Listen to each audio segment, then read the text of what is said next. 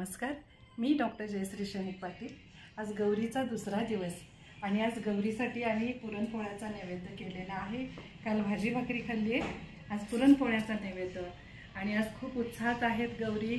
संध्याकाळी आता आम्ही जिम्मा फुगडी खेळणार आहोत आणि 4 दिवस झाले इतकं उत्साहात सगळं चालू आहे आणि आता सगळ्यांना गाणी म्हणायची, जिम्मा फुगडी खेळायचे वेळ लागलेले आहेत।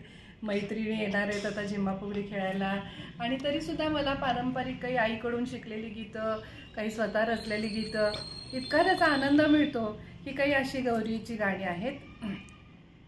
एक गौराबाई एवढं जीवन जाई, एक गौराबाई एवढं जीवन जाई, वाट तुझी बघतोया शंकर दारी, वाट तुझी बघतोया शंकर दारी, आता काय जीव माता ग दारी शंकर हाय ग, आता काय जीव माता ग दारी शंकर हाय ग। म्हणजे शंकर पार्वतीला न्यायला आले तर आता मी कशी जेवू असं ती त्याच्यातून म्हणत असते। तर असं इतकं सुंदर असं हे पारंपरिक लोकगीतांचं भांडार आहे की ते पुढे जतन करणं मला आताच्या युवा पिढीसाठी खूप महत्त्वाचं वाटतं। आणि आता मी एक स्वतः रचलेला उखाणा घेते।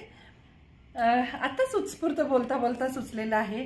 गौराईच्या सणाला जिन्नस करावे लागतात। गौराईच्या सणाला केले विविध प्रकारचे जिन्नस, लाडू केले, शंकरपाळ्या केल्या, चिवडा केला, चकली केली आणि करंजी आहे तळायची, आणि करंजी आहे तळायची। डॉक्टर शैनिक पाटलांचं नाव घ्यायला मी मागे नाही सरायची, डॉक्टर शैनिक पाटलांचं नाव घ्यायला मी मागे नाही सरायची।